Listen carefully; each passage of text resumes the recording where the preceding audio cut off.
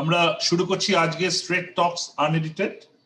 এই অনুষ্ঠান আপনাদের কাছে নিয়ে আসে দ্য প্লুরালস মিডিয়া প্ল্যাটফর্ম, সঙ্গে দ্য ক্লাইমেট চ্যানেল, কানাডার একটি প্রখ্যাত চ্যানেল, টেলিভিশন চ্যানেল, এবং নো টিভি বাংলা, একটি বাংলাদেশের ইউটিউব চ্যানেল, একত্রে।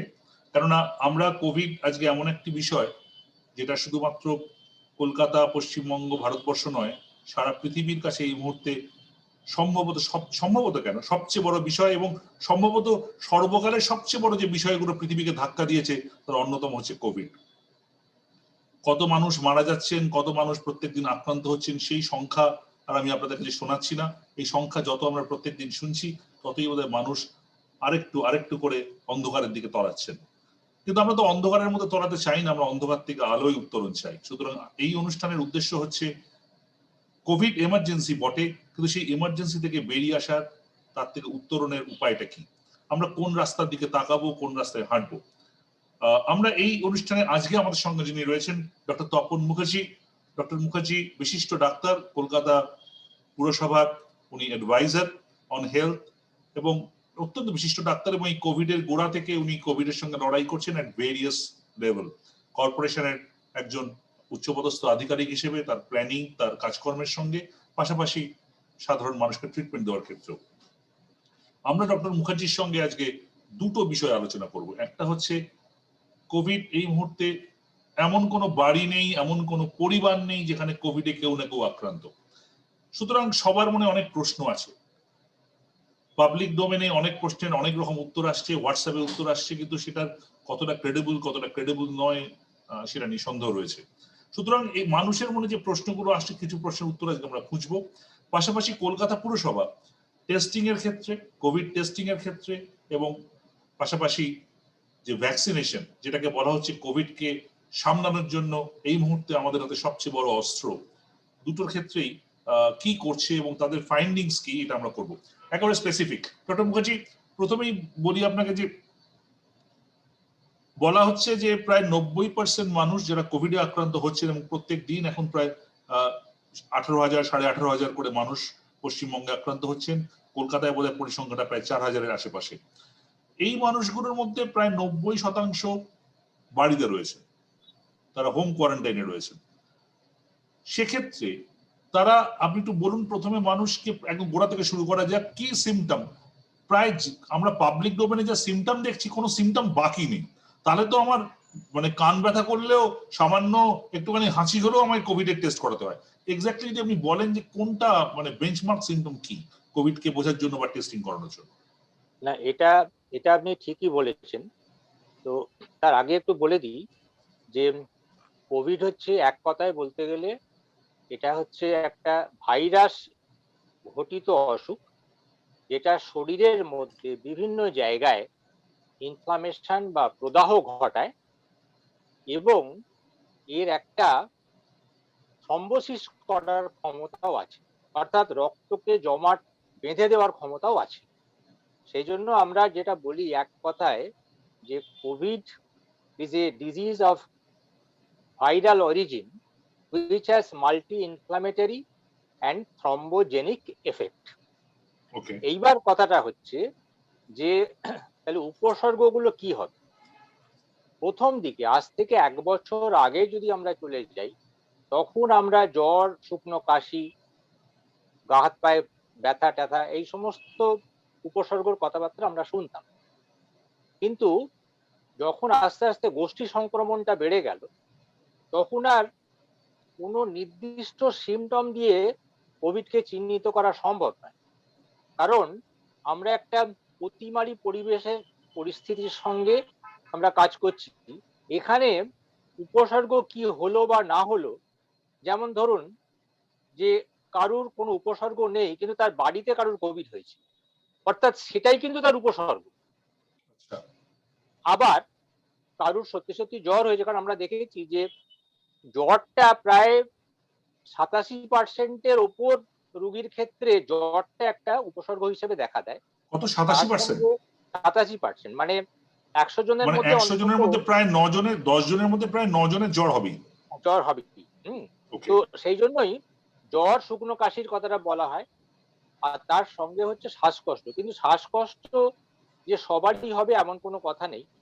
তার কারণ শ্বাসকষ্টটা হওয়ার মূল কারণ হচ্ছে যদি ভাইরাসটা, যেহেতু এটা মূলত আপার রেসপিরেটরি ট্র্যাক্টে বিচরণ করে, অর্থাৎ কিনা আহ, নাক মুখ দিয়ে ঢোকে, যার জন্যই আপনি জানেন যে যখন টেস্ট করা হয় নাকের মিউকাস মেমব্রেন থেকে এবং গলার মিউকাস মেমব্রেন থেকে সোয়াবটা নেওয়া হয়, কিন্তু সেটা যখন গিয়ে ফুসফুসে সেটেল করে তখন এই আমাদের যে শ্বাসযন্ত্র, সেই শ্বাসযন্ত্র অর্থাৎ ফুসফুসটা বিকল হতে আরম্ভ করে। কিন্তু যদি দেখা যায় যে শ্বাসযন্ত্রকে আক্রমণটা করলো না, আক্রমণটা করলো আমাদের পেটে, তাহলে তার বমি হবে, বমি হবে, তার ডায়রিয়া হবে। আচ্ছা, সুতরাং কোন অর্গানটাকে হিট করছে তার উপর নির্ভর করে উপসর্গ। কিন্তু যেহেতু এটা একটা ইনফ্লামেটরি অসুখ, সেই জন্য এর একটা জ্বরের ব্যাপার থাকে এবং তার সঙ্গে শুকনো কাশি থাকে। কিন্তু আপনি যেটা আগেই বলেছেন যে অতিমারির সময় বিশেষ করে এই কোভিড চলছে 1 বছর ধরে, দ্বিতীয় তরঙ্গ, তথাকথিত তরঙ্গ, দ্বিতীয় তরঙ্গ চলছে, এখানে কোনো নির্দিষ্ট একটা জিনিস দিয়ে কোনো উপসর্গ দিয়ে চিহ্নিত করা সম্ভব নয়। আসল জিনিসটা হচ্ছে ইন্ডেক্স অফ সাসপিশন। আচ্ছা। ইন্ডেক্স অফ সাসপিশনটা কি না, তার আশপাশে হয়েছে, তার বাড়িতে হয়েছে, তার এখনো কিছু হয়নি, তার এখনো কিছু হয়নি মানে তার উপসর্গ হয়নি, অথবা উপসর্গ হবার আগের স্টেজ, যেটাকে বলা হয় প্রি সিমটোম্যাটিক স্টেজ, ওকে, সে হয়তো প্রি সিমটোম্যাটিক স্টেজে তার আছে। মানে তার মানে আমি যেটা বুঝলাম, আপনি যেটা বললেন যে প্রথমত জ্বরটা অধিকাংশ মানুষের হবে, এছাড়া শুকনো কাশি, সর্দি এবং ডায়রিয়াও কথাও আপনি বললেন, এবং পাশাপাশি আপনি এটা বললেন যে আরেকটা বড় সন্দেহের জায়গা হবে যে নিডল অফ সাসপিশনের কথা আপনি বলছেন, সেটা হচ্ছে আর যদি তার যদি, আশেপাশে, বাড়ির কাছাকাছি, হ্যাঁ, পরিবারের মধ্যে কারোর যদি হয়ে থাকে, তাহলে তাকে যদি সেটা ভাবতে নির্দিষ্ট হবে। নির্দিষ্ট করে নির্দিষ্ট করে আপনি একটা লক্ষণ দিয়ে বলতে চান, তাহলে গত বছরেতেই ডিন অফ ইন্ডিয়ান ফিজিশিয়ান্স এর dean, Indian college of physicians এর ডিন ডক্টর শশাঙ্ক যোশী, উনি যেটা মহারাষ্ট্রে কাজ করে উনি কিন্তু দেখিয়েছিলেন যে প্রায় শতকরা 40% লোক, হুম, তাদের ক্ষেত্রে দেখা যায় যে ঘ্রাণ শক্তিটা কমে যায়। তার তাদের কারণ ক্ষেত্রে কি কমে যায়? ঘ্রাণ শক্তিটা অর্থাৎ ওকে, স্মেল, অর্থাৎ স্মেলটা, তার স্মেলটা পার্সিয়াল লস অফ স্মেল অথবা তার টোটাল লস অফ স্মেল হয়। মানে ব্রডলি যেটা আপনি, মানে আমি মানে দর্শকদের জন্য বলছি, তাহলে এক হচ্ছে অধিকাংশের জ্বর, শুকনো কাশি, সর্দি, আহ, কাউর পেটের সমস্যা হতে পারে, এছাড়া ঘ্রাণ শক্তি কমার একটা সম্ভাবনা, এইগুলোই কম বেশি, এবং তার বাড়ির কাছাকাছি, বাড়ির পরিবারের মধ্যে হয়েছে কিনা দেখতে হবে। ফাইন, আমি পরের পার্টে যাচ্ছি, আমি একদম স্টেপ বাই স্টেপ যাচ্ছি। যখন এই সন্দেহগুলো হলো, তার এবার হচ্ছে তার টেস্টিং করতে হবে জানার জন্য যে সে আদৌ এফেক্টেড হয়েছে কি হয়নি, এটাই তো তারপরে ধাপ। এবার এই টেস্টিং এর মধ্যে একটা হচ্ছে র্যাপিড টেস্টিং, আর একটা আরটিপিসিআর টেস্টিং। র্যাপিড টেস্টিং এ যদি কারোর পজিটিভ পাওয়া গেল তো পাওয়া গেল, সে তার যা করার করবে, কিন্তু যদি র্যাপিড না হয় তখন বোধহয় আরটিপিসিআর তাকে করতে হবে। এখন যেটা ডক্টর মুখার্জি সমস্যা হচ্ছে, এই সময় কলকাতাতে যেহেতু প্রচুর মানুষ এফেক্টেড হচ্ছেন, প্রচুর মানুষ ভয় পাচ্ছেন এবং তারা পরীক্ষা করছেন, বিভিন্ন ল্যাবরেটরি, প্রাইভেট ল্যাবরেটরি গুলো তারা স্যাম্পল নিতে দেরি করছে, নিলে রিপোর্ট দিতে কেউ 3 দিন লাগাচ্ছে, কেউ 4 দিন লাগাচ্ছে। আমি কালকে doctor Dulal Bose, former sheriff of Kolkata, তার স্ত্রীর রিপোর্টটা পেতে 3 দিনের বেশি 4 দিন লেগে যাচ্ছে। প্রশ্ন হচ্ছে, যদি এত দেরি করে রিপোর্ট আসে, তাহলে সেক্ষেত্রে ট্রিটমেন্টটা তো শুরু করা যাচ্ছে না। এক্ষেত্রে আপনি কি বলবেন, কি করবে সে পেশেন্ট? এটা এটা তো এটা তো যে কোনো অসুখের ক্ষেত্রেই প্রযোজ্য, কারণ প্যাথোলজিক্যাল যে টেস্ট, সেই মানে প্যাথোলজি আমি আপনাকে হচ্ছে, ইন্টারাপ্ট করছি, আমরা বারবার বলি আর্লি ডিটেকশন, প্রম্পট ট্রিটমেন্ট। তো হ্যাঁ, আর্লি ডিটেকশন যদি এটাই তো, না হয়, তাহলে প্রম্পট ট্রিটমেন্ট হবে কি করে? এটা তো পাবলিক হেলথের একদম গোড়ার কথা। কারণ আপনি যে আইসোলেট করবেন, আপনি তো আইসোলেট করতে গেলে আপনাকে early detection and prompt treatment, তার মানে হচ্ছে ডিটেকশন হওয়ার সঙ্গে সঙ্গে আইসোলেট করতে হবে। কিন্তু কথা হচ্ছে যে এখন যেহেতু রিপোর্ট আসতে দেরি হচ্ছে, তার কারণ হচ্ছে যে প্রচুর টেস্ট, পরীক্ষা নিরীক্ষা চাপ রয়েছে ল্যাবরেটরির ওপরে। সেই জন্য যাদেরই টেস্ট করতে দেওয়া হচ্ছে তাদেরকে তখন থেকেই কিন্তু নিজেকে বাড়ির লোকেদের থেকে বিচ্ছিন্ন করে নিতে হবে। সেটা তো আইসোলেশনটা হলো, হ্যাঁ, তার এবার ট্রিটমেন্টটা কি হবে? আচ্ছা, এবার কথা হচ্ছে, প্রথম কথা হচ্ছে যে আসলে ট্রিটমেন্টটা কি? যদি এক কথায় বলেন যে ট্রিটমেন্ট বলে তো কিছু নেই, ওর তো কোনো ট্রিটমেন্ট নেই, কারণ এটা তো অসুখটা তো ভাইরাস ঘটিত। এখনো তো এখনো তো এমন কোনো অ্যান্টিভাইরাল ড্রাগ বেরোয়নি যেটা কোভিড কে নির্মূল করতে পারে। সরাসরি নির্মূল করতে তাহলে তো পারে। অতিমারি হতে পারে না। কিন্তু তাহলে যে ওষুধগুলো দেওয়া হয় কোভিড হলে, হ্যাঁ, সেই ওষুধগুলোকে তারা শুরু করতে পারে মানুষ ডাক্তারের সঙ্গে আলোচনা করে। হ্যাঁ, কারণ দু রকম ওষুধ দেওয়া হয়। একটা হচ্ছে যে তার যাতে শরীরের প্রতিরোধ ক্ষমতা বাড়ে, যেগুলোকে আমরা এক কথায় বলছি ইমিউনিটি বুস্টার। এখন এটা আপনাকে জানতে হবে যে ইমিউনিটি বুস্টারটা এখন চারপাশে কোভিড হচ্ছে বলে এখন থেকে খেতে আরম্ভ করলেই কিন্তু আর বাড়বে না। সারা বছর পড়াশুনো করার পর তো পরীক্ষাটা দিতে হয়, কিন্তু এখন পরীক্ষা এসে গেছে বলে আপনি এখন পড়তে আরম্ভ করলেন, তার ফলাফল কি হবে সেটা সবাই জানে। সুতরাং ইমিউনিটিটা বাড়বে না। এখন আপনারা সাংবাদিকরা একটা ভালো ক্যাচ লাইনও আমি দেখেছি আপনারা করেছেন, যে ইমিউনিটি অন সেল। বিভিন্ন দোকান টোকানে এখন ইমিউনিটি বিক্রি হচ্ছে, কিন্তু ইমিউনিটি তো বিক্রি করার জিনিস নয়। ইমিউনিটি তো ক্রমশ ক্রমশ শরীরে তৈরি হবে। আমরা জানি যে শরীরে ইমিউনিটি তৈরি করার জন্য ভিটামিন সি দরকার লাগে, তার একটা মাত্রা আছে। আমরা জানি ভিটামিন ডি দরকার লাগে। আমরা করণীয়টা কি জানি তাহলে? আমরা করণীয়টা কি? জানি জিঙ্ক দরকার লাগে। কিন্তু এটা তো ওষুধের ব্যাপার।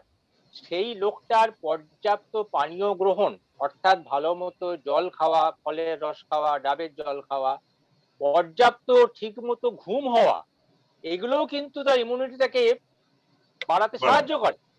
সুতরাং ওষুধ খাবো আর রাত জেগে আমি সিরিয়াল আর সিনেমা দেখবো, তাহলে কিন্তু ইমিউনিটি বাড়বে না। ঠিক। অথবা যারা অ্যালকোহলিক, তাদের অ্যালকোহলিক যারা যারা গ্রসলি অ্যালকোহলিক, তারা কিন্তু এই অ্যালকোহল তাদের ইমিউনিটি বাড়াতে বাধা দেবে।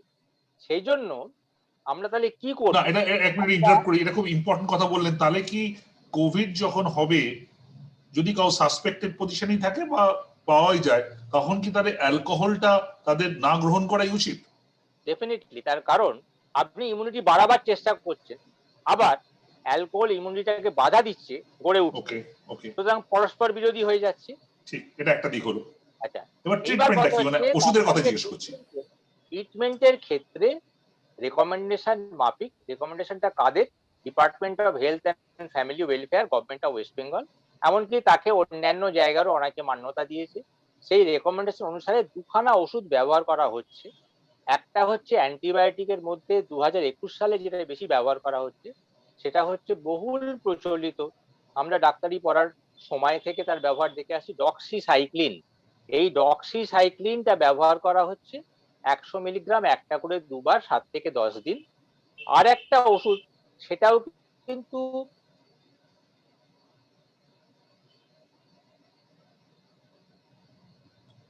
আপনার বোধহয় একটু থেমে গেছে, আপনার কানেকশনে সমস্যা হচ্ছে।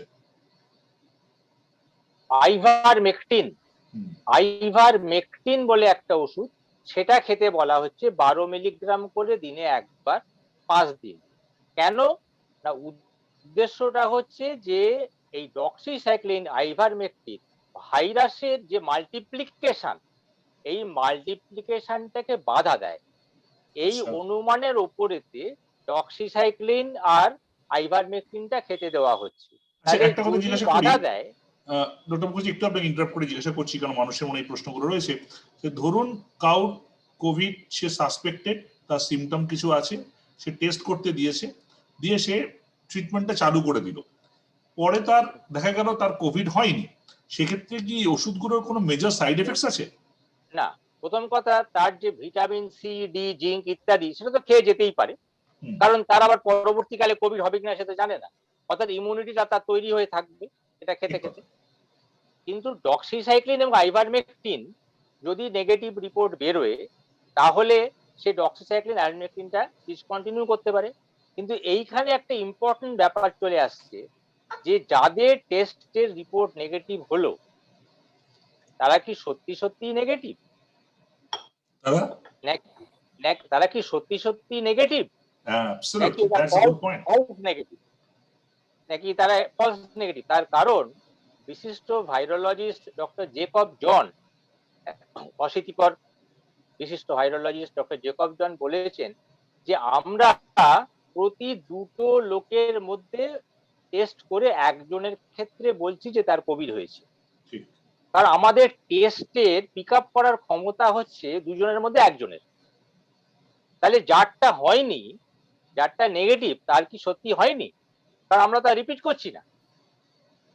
অথচ ম্যালেরিয়া না পাওয়া গেলে রিপিট করছি, কিন্তু কোভিড না পাওয়া গেলে কিন্তু আমরা রিপিট করছি না। আমরা নিশ্চিন্ত যে নেগেটিভ, বাবা পজিটিভ, ছেলে নেগেটিভ, ছেলে এবার রাস্তায় বেরিয়ে গেল, তার ফলে আসলে সে পজিটিভ, সে এটা খুব অন্যদেরকে ইম্পর্টেন্ট। আপনি সংক্রমিত করছে। বলছেন যে আমরা একবার করেই টেস্ট করছি, এই টেস্টটা রিপিট করা উচিত। আচ্ছা, এই টেস্টটা কতদিনের মাথায় করলে মানুষের প্রপার রেজাল্ট আসার সম্ভাবনা বেশি?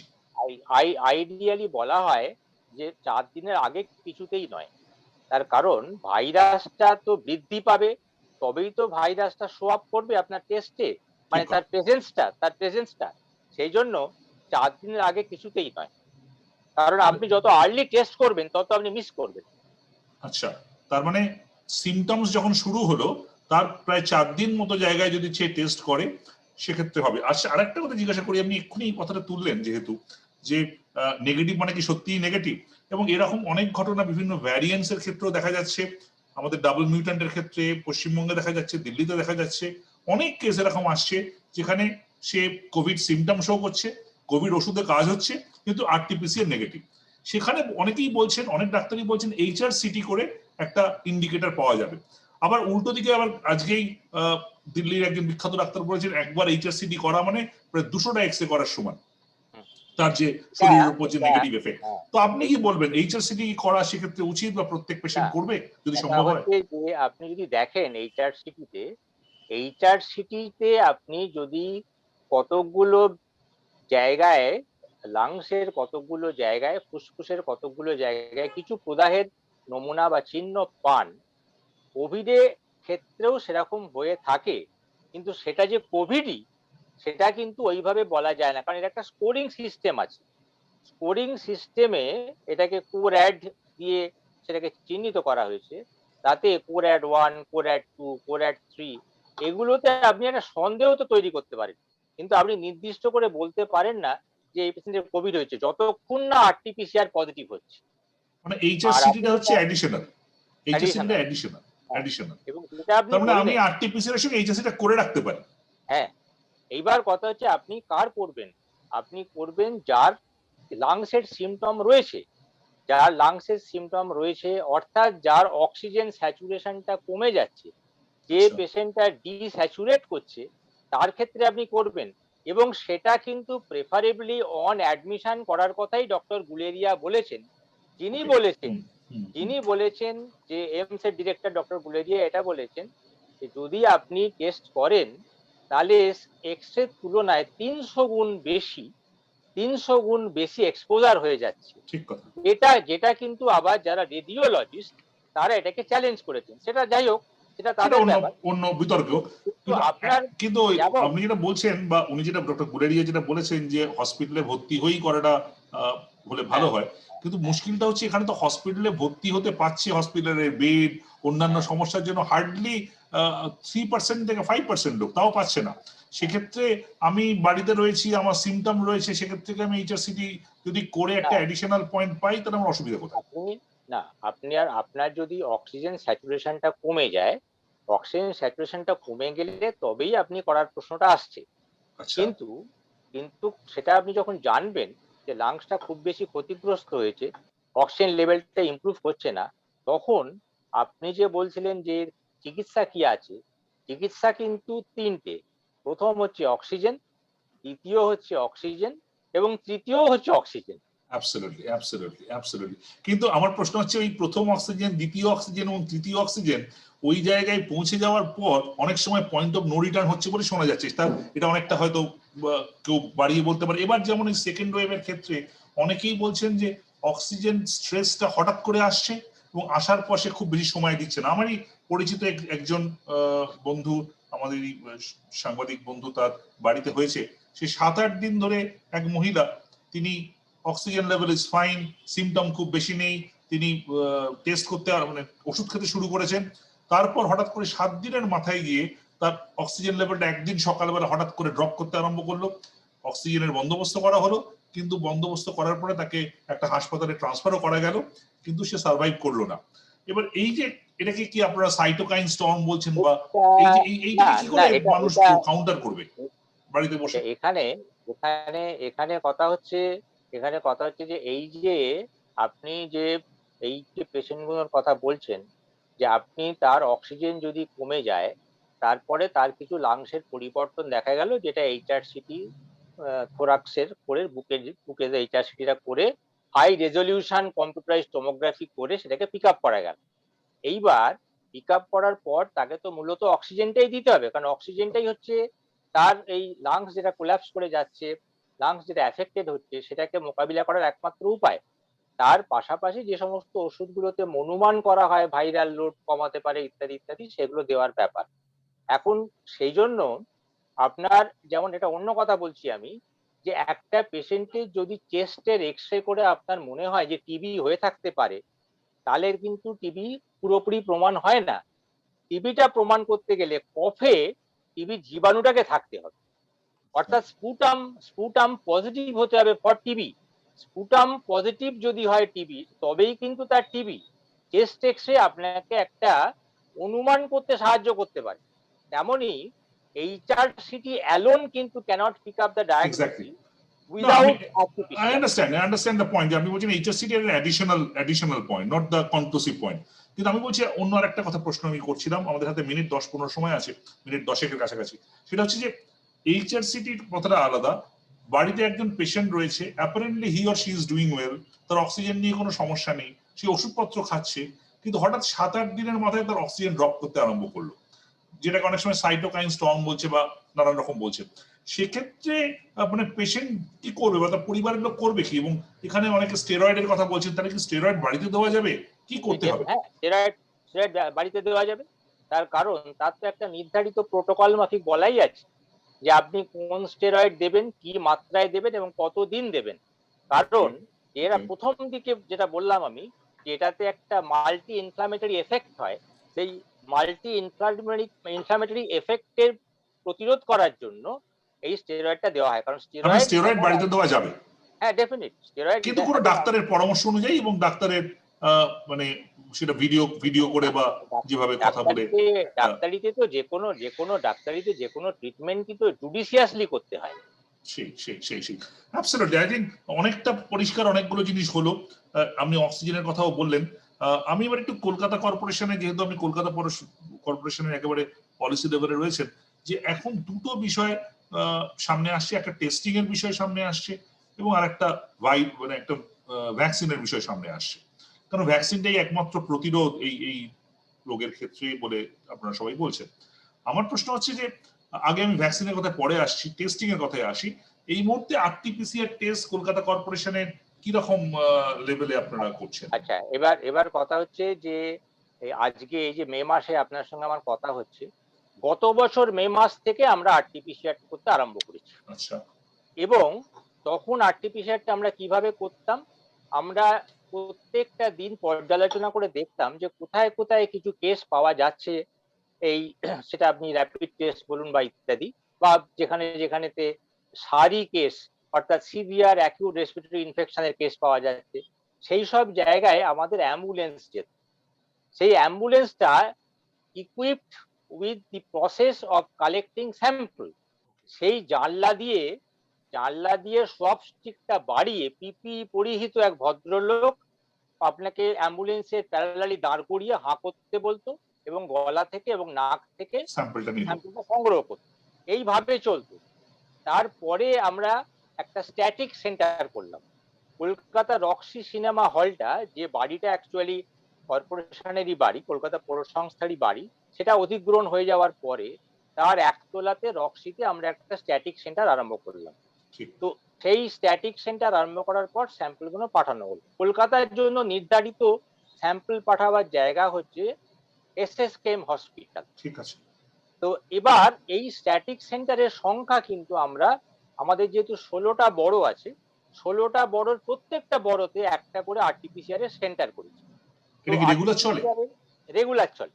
আরটিপিসিআর সেন্টার কটা হলো? আরটিপিসিআর সেন্টার হলো 16 এবং 1 মোট 17। আর আমাদের যে 144টা ওয়ার্ড আছে, এই 144টা ওয়ার্ডের প্রত্যেকটাতেই কিন্তু দুপুর 1টা পর্যন্ত সকালবেলা 9টা থেকে আরম্ভ করে সেখানে র্যাপিড অ্যান্টিজেন টেস্ট হচ্ছে। ওকে, র্যাপিড অ্যান্টিজেন টেস্ট তার মানে প্রত্যেকটা ওয়ার্ডে র্যাপিড অ্যান্টিজেন টেস্ট হচ্ছে, এবং যদি কেউ আরটিপিসিআর করতে চান তাহলে তাকে প্রত্যেক বোরোতে একটা করে জায়গা আছে, ফিক্সড একটা সেন্টার আছে। এটা কি আপনাদের কোথায়, মানুষ জানতে চাইলে কোথায় গেলে এটা পাবে? এটা কি কর্পোরেশনের ওয়েবসাইটে দেওয়া আছে, মানে কি করে জানবে? না, সবচেয়ে বড় কথা হচ্ছে যে যিনি যে ওয়ার্ডে থাকেন তিনি সেই ওয়ার্ডে যখন যাবেন তার র্যাপিড টেস্ট করতে, র্যাপিড টেস্টটা যেই তার নেগেটিভ হবে তখন সেই ওয়ার্ড তাকে গাইড করে দেবে যে আপনি কালকে আরটিপিসিআর করতে যান। জন্য আমাদের বড় এই অঞ্চলে চলে যান।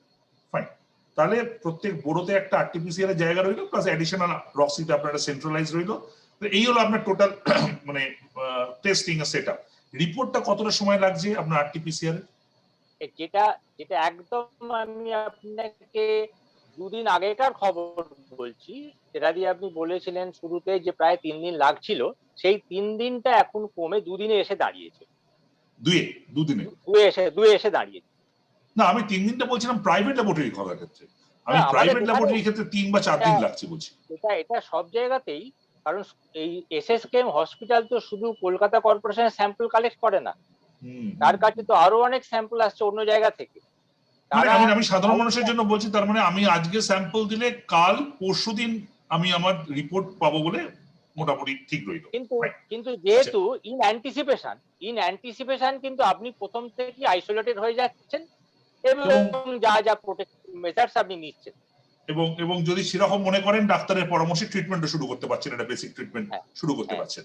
ফাইন, আরেকটা জিনিস আমায় বলুন যে ভ্যাকসিন, এখন ভ্যাকসিন আমরা প্রথম দিকে ভ্যাকসিন নেওয়ার ক্ষেত্রে মানুষের অনীহা দেখেছি, এখন আবার উল্টো চেহারা, মানুষ নিতে চান কিন্তু ভ্যাকসিন নেই। তো এই জায়গায় দাঁড়িয়ে আপনাদের এখন এই মুহূর্তে, আজকে আমরা কথা বলছি 7ই মে সন্ধ্যেবেলা রাত্রি 8টার সময়, এই মুহূর্তে আপনাদের ভ্যাকসিনের কি পরিস্থিতি এবং আগামী দিনে এই ভ্যাকসিনের পরিস্থিতি কিভাবে পরবর্তীকালে উন্নতি হতে পারে বলে মনে হয়? এক কথায় বলতে গেলে এই পিকচারটা এখনো আমাদের কাছে খুব মার্কি অবস্থায় আছে। তার কারণ হচ্ছে যে আমাদের কাছে স্বাস্থ্য দপ্তর ডিস্ট্রিক্ট ফ্যামিলি ওয়েলফেয়ার ব্যুরো কলকাতার মাধ্যমে যে ভ্যাকসিন পাঠায় সেই ভ্যাকসিন দিয়ে আমরা ভ্যাকসিনেশনটা করে থাকি। তো আমাদের কাছে যা ভ্যাকসিন পাঠায় তাতে করে আমাদের 1 দিন বা 2 দিনের স্টকই পাঠায়। সেই 1 দিন বা 2 দিনের স্টক দিয়ে এখন যে পর্যায়ে আছে ব্যাপারটা, তাতে একমাত্র কোভিশিল্ডের যাদের দ্বিতীয় ডোজ বাকি পড়ে আছে, সেই কোভিশিল্ডের দ্বিতীয় ডোজটা আমরা এখন দিতে। আচ্ছা, এখানে আরেকটা কথা বলুন, কোভিশিল্ডের দ্বিতীয় ডোজ হলো, আর সরকার যে ব্যবস্থাটা করেছে, হ্যাঁ, না আমি আরেকটা কথায় আসছি যে কোভিশিল্ডের দ্বিতীয় ডোজ যেটা, সেটা কি কোভিশিল্ডের প্রথম ডোজ যে মানুষ যেখানেই নিয়ে থাকুন সে যদি দ্বিতীয় ডোজ দিতে আপনার কাছে যায়, মানে কর্পোরেশনে যায়, আপনাকে দেবেন? আচ্ছা, নট নেসেসারিলি যে আপনাদের কাছেই প্রথম ডোজ দিতে হবে। যে কোনো মানুষ ভ্যাকসিনের ফার্স্ট ডোজ, সেকেন্ড ডোজ ভারতবর্ষের যে কোনো জায়গায় নিতে পারে। ফাইন, এটা পরিষ্কার হয়ে গেল। কোভ্যাক্সিন এই মুহূর্তে আপনার কাছে নেই, আপনার দ্বিতীয় ডোজেরও নেই? না। আচ্ছা, কোন কি আগামী? কিন্তু কোভ্যাক্সিন অনেকের ফার্স্ট ডোজটা হয়ে গেছে, তারা এখন nearing the date for second dose. তার জন্য গভর্নমেন্ট কি করে দিয়েছে, কলকাতা শহরের যে 5টা মেডিকেল কলেজ আছে সেখানে সেকেন্ড ডোজ দেওয়ার জন্য, সেখানে সেকেন্ড ডোজ দেওয়া চলছে। ফার্স্ট ডোজটা এখন তো সব জায়গাতেই বন্ধ এই মুহূর্তে, তো কোভিশিল্ড এবং কোভ্যাক্সিনের ফার্স্ট ডোজ সরকারি সব জায়গাতেই বন্ধ, যদিও কিছু প্রাইভেট জায়গায় দিচ্ছে, আমি জানি না সেটা নিশ্চয়ই তাদের কি নিয়ম কানুন আছে। আরেকটা কথা বলুন যে এতদিনে ধরুন এত স্যাম্পল আপনাদের কাছে আসছে, এই মুহূর্তে পজিটিভিটি রেট নিয়ে খুব চিন্তার একটা জায়গায় রয়েছে, যে কারণে ভাবা হচ্ছে যে সারা ভারত জুড়ে লকডাউন হবে কিনা, কারণ বিশেষজ্ঞরা বলছেন যে 10% এর অনেক উপরে এখন ইনফেকশন রেট। তো আপনাদের ইনফেকশন রেট কি রকম পাচ্ছেন এই মুহূর্তে কলকাতা এবং আশেপাশে? কলকাতাতে আমরা যেটা দেখছি, আমাদের প্রত্যেক দিন মানে মোটামুটি ধরুন 3,500-এর আশেপাশে আমরা পজিটিভ কেস পাচ্ছি। আচ্ছা, স্যাম্পলিং হচ্ছে? হ্যাঁ, 3,500-এর আশেপাশে পজিটিভ কেস পাচ্ছি, সেটা র্যাপিড এবং আরটিপিসিআর মিলিয়ে, দুটো মিলে। আচ্ছা, দুটো মিলে। এর মধ্যে তারপরে যদি আপনি আরো ক্লাসিফাই করেন, এর মধ্যে দেখা যাচ্ছে যে কিছু লোকের ভ্যাকসিনের প্রথম ডোজ হয়ে গেছে, কিছু লোকের ভ্যাকসিনের দ্বিতীয় ডোজ হয়ে গেছে। তো আচ্ছা, এমনি ওভারঅল পজিটিভিটি hovering around 20%, 20? 20%. মানে এটা ওভারঅল কি পজিটিভিটি র্যাপিড এবং এটা মিলে? টোটাল টোটাল টোটাল আচ্ছা, টোটাল ইজ অ্যাবাউট 20%। এবং ফার্স্ট ডোজ ভ্যাকসিন নেওয়া হয়ে গেছে তাদের মধ্যে positivity rate more or less 10%-এর কাছাকাছি, আর সেকেন্ড ডোজ নেওয়া হয়ে গেছে তাদের মধ্যে পজিটিভিটি রেট হচ্ছে 1 to 1.5%। ফাইন। Very interesting. এই র্যাপিড আর আরটিপিসিআর এটার মধ্যে কি কোনো ভাগ আছে, মানে আরটিপিসিআর যারা করতে যাচ্ছে তাদের মধ্যে পজিটিভিটি রেট রাফলি কিরকম হবে? হ্যাঁ, এটা খুব খুব ভ্যালিড এবং খুব পার্টিনেন্ট প্রশ্ন। আমরা দেখছি যে আরটিপিসিআর এর পজিটিভিটি রেটটা র্যাপিডের তুলনায় একটু কম। আচ্ছা, র্যাপিডে যেখানে আমরা পজিটিভিটি রেট হয়তো কোনো কোনো জায়গায় 25% পাচ্ছি, হ্যাঁ, সেখানে কিন্তু আরটিপিসিআর আমরা দেখছি লেস দ্যান 20%। তো মিলে 20% হচ্ছে সব মিলিয়ে। আচ্ছা, আমরা একেবারে শেষে চলে এসেছি। আপনি আমাকে একদম শেষে বলেন যে ধরুন মুখ্যমন্ত্রী বলেওছেন গতকাল যে আগামী 15 দিন খুবই মানে সাবধানে সবাইকে থাকতে হবে। উনি বলেছেন এই শব্দটা যে আমি কাউকে প্যানিক করছি না, কিন্তু সাবধানে মানুষকে থাকতে হবে। এই সামনের এই 15 দিন, এই সামনের এই যে গোটা মে মাসটা জুড়ে আপনাদের এই কোভিডকে আটকানোর ক্ষেত্রে কি কোনো আর বিশেষ পরিকল্পনা আছে, নাকি এই যে এগুলোকেই জোরদার করা? এরপরে এরপরে যেটা করা যেতে পারে সেটা হচ্ছে মাইক্রো কন্টেনমেন্ট এরিয়া বা জোন। মাইক্রো কন্টেনমেন্ট এরিয়া বা জোন করলে যেখানেতে দেখা যাচ্ছে যে একটা কোনো বেশি লোক এফেক্টেড, যেমন এবারের ক্ষেত্রে আমরা কয়েকটা বৈশিষ্ট্য দেখেছি। এবারকার 2021 সালের কোভিড এর বৈশিষ্ট্য হচ্ছে যে হাই রাইজেতে পাওয়া যাচ্ছে। আচ্ছা, দ্বিতীয় হচ্ছে একই ফ্যামিলিতে একাধিক মেম্বারের হচ্ছে। Infectivity is high. তৃতীয়টা আপনি যেটা বললেন যে দেখা যাচ্ছে যে নেজাল লেভেলে বা ওরাল লেভেলে ভাইরাসটা কলোনাইজ করছে না, সরাসরি লাংসে চলে যাচ্ছে, যার জন্য আরটিপিসিআর নেগেটিভ, কিন্তু he is having features like covid. Okay, আপনারটা মনে হয় একটুখানি ইন্টারাপ্ট করছে। হ্যাঁ, হ্যাঁ, তো তাহলে দেখা যাচ্ছে যে তার আরটিপিসিআর নেগেটিভ, তার কারণটা কি? তার নেজাল লেভেলে ওরাল লেভেলেতে ভাইরাস কলোনাইজ করছে না, ভাইরাস ইজ গোয়িং স্ট্রেট লাংসে ডাউন চলে টু যাচ্ছে। The depth fine. Of the lungs. আপনি একদম শেষে সাধারণ মানুষ যারা দেখবেন এই অনুষ্ঠান, একজন অভিজ্ঞ ডাক্তার এবং কলকাতা পুরসভার একজন একেবারে সামনের আধিকারিক হিসেবে আপনি কি পরামর্শ মানুষকে দেবেন এই মুহূর্তে? কারণ মানুষ সত্যি একটু একটু কনফিউজ যে তারা কি করে কাউন্টার করবে এই গভীর সংকটের সময়।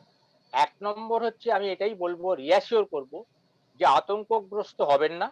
ওকে, 2 নম্বর হচ্ছে সুযোগ পেলেই, যখনই সুযোগ পাবেন ভ্যাকসিন নেবেন। ঠিক। ভ্যাকসিনের মধ্যে কোনো বাছাবাছি করবেন না, ওকে, কারণ বাছাবাছি করতে গেলে কিন্তু আপনি কোভিড আক্রান্ত হয়ে গিয়ে আরো জটিল অবস্থায় পৌঁছতে পারেন। কিন্তু এটা আমরা দেখছি যে ভ্যাকসিন যারা নিচ্ছে তাদের মধ্যে ফ্যাটালিটি কম, তাদের মধ্যে হসপিটালাইজেশন কম, সুতরাং ভ্যাকসিনের সুযোগ পেলেই ভ্যাকসিন নেবেন। 3 নম্বর হচ্ছে যে 80% ক্ষেত্রে এখনো দেখা যাচ্ছে যে উপসর্গ থাকলেও সেগুলো খুব মৃদু উপসর্গ, আর অনেকের উপসর্গ থাকছে না। এবং এখন যে মুহূর্তে আপনার উপসর্গ থাকুক বা বাড়ির কারুর হোক, আপনি যতটা সম্ভব নিজেকে আইসোলেট করে নিন। আর সাবধানে থাকা। ভ্যাকসিন আমরা নিন বা আমরা না নিন, আপনি অবশ্যই কিন্তু অন্য যে জিনিসগুলো হ্যাঁ, মাস্ক ব্যবহার করা, হাত ধোয়া ওগুলো তো আছেই। এবং ফিজিক্যাল ডিস্টেন্সটা মেনটেন করা।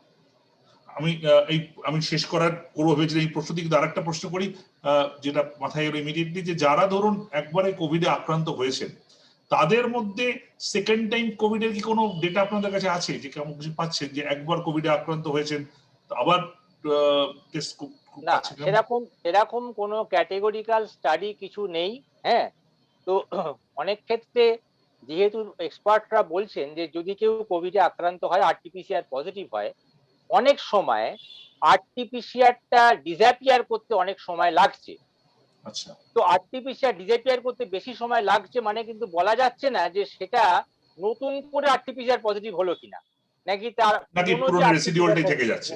এইটা ওকে ওকে, যাই হোক, কিন্তু মানে এরকম উদাহরণ আপনার মানে নলেজও খুব বেশি নয় যে একজন মানুষ এফেক্টেড হয়েছেন। আমি আরটিপিসিআর এর রেসিডিউয়ালটা বলছি না, আবার ধরুন 2 মাস 1.5 মাস 2 মাসের মধ্যে আবার রিইনফেক্ট হচ্ছেন, এরকম উদাহরণ কম, কারণ যেটা এক্সপার্টরা এটাও বলছেন যে আরটিপিসিআর যেমন ডিটেক্ট করছেন আপনি, তেমন ভ্যাকসিন দিয়ে অ্যান্টিবডি তৈরি হচ্ছে, তেমন অ্যান্টিবডির পাশাপাশি বডিতে যে মেমারি সেলগুলো অ্যাক্টিভেটেড হচ্ছে। অ্যান্টিবডির লেভেলটা ফল করতে পারে, কিন্তু মেমারি সেল কিন্তু অনেক দিন অ্যাক্টিভ থাকবে। মানে যেটাকে আপনি নিউট্রালাইজিং অ্যান্টিবডি বলছেন, যেটাকে নিউট্রালাইজিং অ্যান্টিবডি বলছেন। অ্যান্টিবডির পার্ট হচ্ছে একটা নিউট্রালাইজিং অ্যান্টিবডি। এছাড়াও যে মেমারি সেলগুলো সেন্সিটাইজ সেগুলো অ্যাক্টিভেটেড হচ্ছে, সেইগুলো কিন্তু অ্যাক্টিভেটেড থাকছে। এটা কি অ্যাসিম্পটোমেটিক যারা তাদেরও কি হচ্ছে? যারা অ্যাসিম্পটোমেটিক তাদেরও ক্ষেত্রে একই জিনিস হবে। আমরা ভেরি ভেরি ইম্পর্টেন্ট, আমরা আজকে অ্যান্টিবডি তৈরি হচ্ছে, তাদেরও হচ্ছে। আরেকটা পয়েন্ট বলবো যে এখন পার ডে মনে করুন আমরা ভ্যাকসিন দিয়েছি, আজকে আমরা ভ্যাকসিন দিয়েছি ৬৯৮৫ জন। হ্যাঁ, আর আজকে আমরা ভ্যাকসিন দিয়েছি ৬৯৮৫ জনকে, আর আমরা আজকে পজিটিভ কেস পেয়েছি ৩,৫০০-এর আশেপাশে। তাহলে এই যে ১০,০০০ ১০,৫০০ লোক, এই লোকগুলো কিন্তু হার্ড ইমিউনিটি তৈরি করছে। সুতরাং আপনি এফেক্টেড হলেন মানেই কিন্তু আপনি কিন্তু you are also contributing to the development of herd immunity, social মানে সোসাইটাল ইমিউনিটিকে আমি কন্ট্রিবিউট করছেন যিনি এফেক্ট হচ্ছে। আমরা এক্সট্রিমলি ইম্পর্টেন্ট, এবং আমার মনে হয় সাধারণ মানুষ যারা শুনবেন আজকে এই দেখবেন ডক্টর মুখার্জির সঙ্গে এই সাক্ষাৎকার, তারা অনেকগুলো ভ্যালুর জিনিস পাবেন। ডক্টর মুখার্জির সঙ্গে কোভিড এর গোড়া থেকে আমরা কথা বলে যাচ্ছি, আমি কথা বলে যাচ্ছি, and I think will keep on talking. কেননা কোভিড এমন একটা বিষয়, প্রত্যেক 7 দিন অন্তর তার চেহারা পাল্টাচ্ছে, নানান রকম নতুন নতুন ছবি তার সামনে আসছে, ভ্যারিয়েন্ট আসছে, কখনো ডাবল মিউট্যান্ট বলছি, কখনো ট্রিপল মিউট্যান্ট বলছি, সব মিলিয়ে একটা বেশ কনফিউজিং স্টেট, এবং ফ্যাটালিটি বেশি, যেটা একটু আগে ডক্টর মুখার্জি বলছিলেন। কিন্তু আমরা তো যেটা গোড়ায় বলেছিলাম যে অনুষ্ঠান শুরু করার সময়, যে এই অনুষ্ঠানে আমরা উত্তরণের পথ খুঁজি, আমরা অন্ধকার থেকে বেরোনোর পথ খুঁজি, অন্ধকারটাকে বড় করে দেখানো আমাদের উদ্দেশ্য নয়। আজকে আমরা শেষ করছি, কিন্তু এই আলোচনা আমরা চালিয়ে। ডক্টর মুখার্জি ধন্যবাদ, অনেক সময় আমরা সময় দেওয়ার জন্য অনেক ধন্যবাদ।